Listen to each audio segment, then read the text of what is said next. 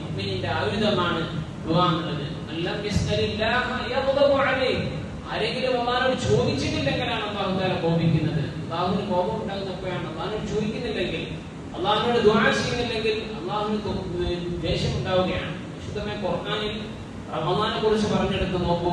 അവിടെ പറഞ്ഞത് എന്താണ്? യാ അയ്യുഹല്ലദീന ആമനൂ ഇദാ കുതിബ അലൈക്കുമുസ് സിയാം, മുഅ്മിനീങ്ങളെ നിങ്ങൾ നോമ്പിനെ നിർബന്ധമാക്കിയിരിക്കുന്നു. മുമ്പുള്ള ആളുകൾക്ക് നിർബന്ധമാക്കിയതുപോലെ തന്നെ നിങ്ങൾക്ക് നോമ്പിനെ നിർബന്ധമാക്കിയിരിക്കുന്നു. നിങ്ങൾക്ക് തഖ്വ ഉണ്ടാകാൻ വേണ്ടി, തഖ്വയുള്ളവരായി മാറാൻ വേണ്ടി. പിന്നെ പറയുന്നത് എന്നിട്ട് എണ്ണപ്പെട്ട ദിവസങ്ങളാണ്. ആ ദിവസങ്ങൾക്ക് നോമ്പെടുക്കാൻ കഴിയാത്ത ആളുകൾ ഫിദിയ കൊടുക്കണമെന്ന് പറയുന്നു. പിന്നെ മറ്റേ അടുത്ത ആയത്തിൽ ആയത്തിലൂടെ വിശദീകരിക്കുന്നത് ഖുർആൻ ഇറങ്ങിയ മാസമാണ്. അവിടെ ഖുർആൻ ഇറങ്ങിയ മാസമാണ് എന്ന് പറയുന്നുള്ളൂ. ഖുർആനെ നിങ്ങൾ നിരന്തരമായി ഓതണമെന്നുള്ള കൽപ്പന പോലും ഇല്ല. ആ മാസമാണ് ഓതണമെന്നുള്ളതുണ്ട്, ഓതണ്ട എന്നുമല്ല. പക്ഷെ പ്രാധാന്യം കൊടുക്കുന്ന മറ്റൊരു കാര്യത്തിലേക്കാണ് ഞാൻ സൂചിപ്പിക്കാൻ ആഗ്രഹിക്കുന്നത്. പിന്നെയും പറയുന്നത് പരിശുദ്ധമായ ഖുർആൻ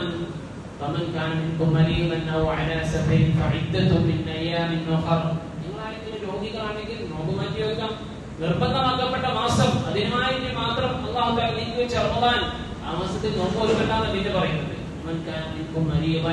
ആരെങ്കിലും രോഗിയാണെങ്കിൽ നിങ്ങൾ ഓരോ ദിവസം നോമ്പ് ഒരുക്കണ്ടാന്ന് പറയുന്നത്. അല്ലെങ്കിൽ നിങ്ങൾ യാത്രയിലാണോ, നിങ്ങൾ നോക്കണ്ട, നിങ്ങൾക്ക് ഓരോ ദിവസം നോമ്പ് എടുക്കാം. വേറൊരു ദിവസത്തിൽ അല്ലെങ്കിൽ വേറൊരു മാസത്തിൽ നിങ്ങൾ നോമ്പ് എടുക്കാം, നിർബന്ധമില്ല എന്ന് പറഞ്ഞാൽ മുഖ്യം പ്രാധാന്യം അത് നോമ്പല്ല. ഖുർആൻ ഇറങ്ങിയ മാസമാണെന്ന് പറഞ്ഞെടുത്തു നിങ്ങൾ ഖുർആൻ ഓതിയിട്ട് സമയമെല്ലാം തീർക്കണേ എന്ന് ഖുർആൻ പറയുന്നില്ല. പിന്നെ അതിന്റെ തൊട്ടടുത്തുള്ള ആയത്തിൽ പറയുന്നത്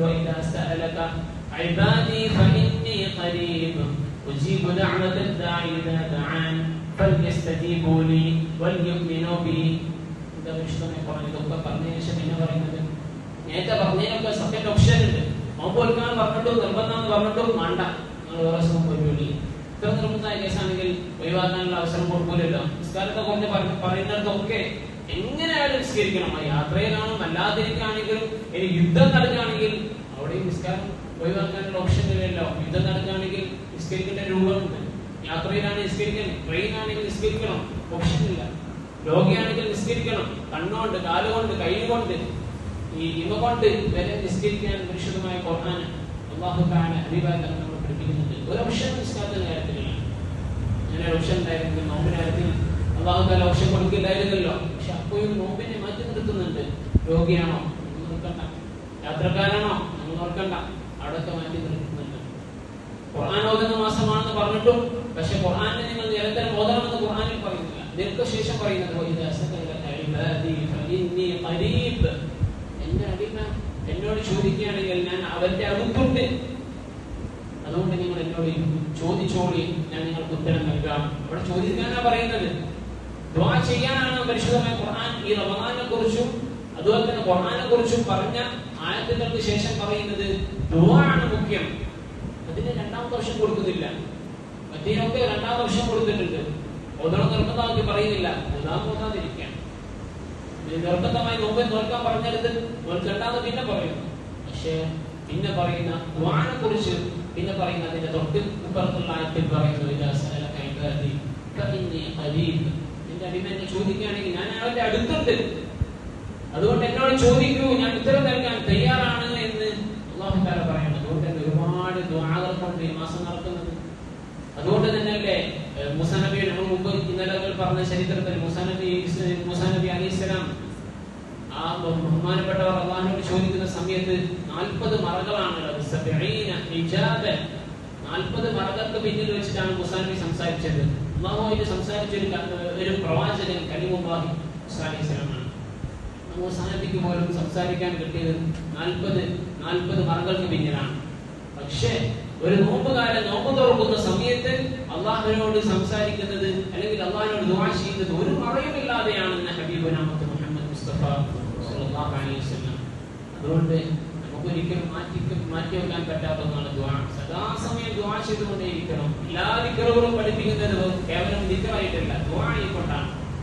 അതുകൊണ്ടാണ് ദുആക്ക് ഉത്തരം കിട്ടുന്ന സമയത്ത് ഈ നോമ്പ് തുറയുടെ ആ നോമ്പ് തുറക്കുന്ന സമയത്ത് ദുആ ചെയ്യണം പറഞ്ഞു.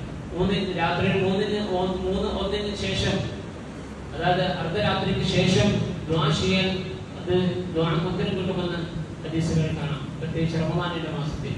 അപ്പൊ ഇതൊക്കെ പ്രത്യേകമായി എടുത്തു പറയുന്നത് കാരണം ഇത് കേവലം ഒരു നോക്കുകൊണ്ട് വെറുതെ ഖുർആൻ ഓതിക്കൊണ്ട് മാറാൻ അല്ലെങ്കിൽ കഴിക്കാനുള്ള മാസമല്ല. അല്ലാഹുവിലേക്ക് കേൾപ്പിച്ച് മടങ്ങുക, അല്ലാഹുവിലേക്ക് ദുആ ചെയ്യുക, കേണപേക്ഷിക്കുക, അല്ലാഹുവിനോട് നമ്മുടെ ആവശ്യങ്ങൾ, പ്രയാസങ്ങൾ, വിഷമങ്ങൾ ഒക്കെ പറയാം.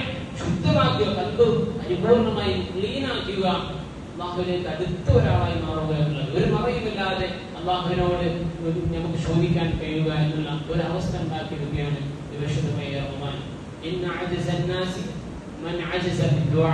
അല്ലെങ്കിൽ ഏറ്റവും ജനങ്ങളിൽ വെച്ച് ഏറ്റവും ദുർബലനായ ആള് ആരാണെന്ന് ചോദിച്ചപ്പോൾ മൻ അജ്സ അനി ദുആ, ദുആ ചെയ്യാൻ കഴിയാണ്ട് ദുആ അശക്തിയായ ആളാണ്. ദ്വാരക്കാനാവുന്നില്ല, അല്ലെങ്കിൽ ദ്വാരക്കുമ്പോ വേണ്ട രീതിയിൽ ദ്വാരക്കുന്നില്ല, തട്ടിമുട്ടി ദ്വാരക്കും, അല്ലെങ്കിൽ മാമയെ പിന്നെ ദ്വാമി പറയും, പിന്നെ എപ്പോഴെങ്കിലും കിട്ടുമ്പോ എന്തെങ്കിലുമൊക്കെ പറഞ്ഞ് പഠിച്ചവനോട് ആവശ്യങ്ങൾ മാത്രം പറയും, അതിന് മര്യാദകൾ പാലിക്കുന്നില്ല, ദ്വാരക്കാനാകുന്നില്ല. അങ്ങനെയുള്ള ആളാണ് ഏറ്റവും ദുർബലനായ ആള് എന്ന് ഹബീബുനാ മുഹമ്മദ് മുസ്തഫ സല്ലല്ലാഹു അലൈഹി വസല്ലം. ഏറ്റവും ബുഖിലുള്ള ആൾ, ആ ആളാരാണെന്ന് ചോദിച്ചപ്പോൾ സലാം പറയാൻ മടിയുള്ള ആളാണെന്നാണ് നബിമാർ തങ്ങൾ പറഞ്ഞത്. അതുകൊണ്ട് ദുആനെ മാറ്റി നിർത്തിയില്ല, ഒരു പരിപാടിയും റമദാനിലില്ല. സദാസമയം അല്ലാഹുവോട് ദുആ ചെയ്തുകൊണ്ടേയിരിക്കുക.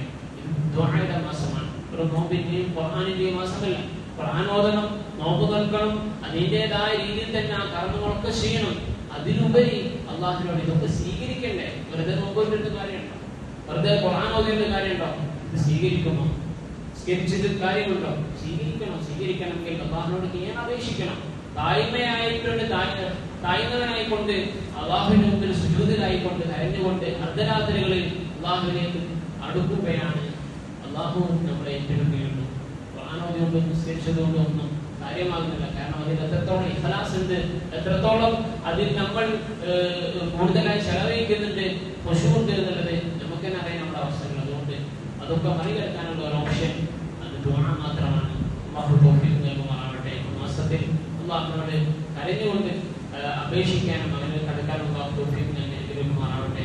ദുആ ഒഴിവാക്കി പോകുന്ന ഒരു സാഹചര്യത്തിൽ അല്ലാഹു തആല കാക്കുമാറാവട്ടെ.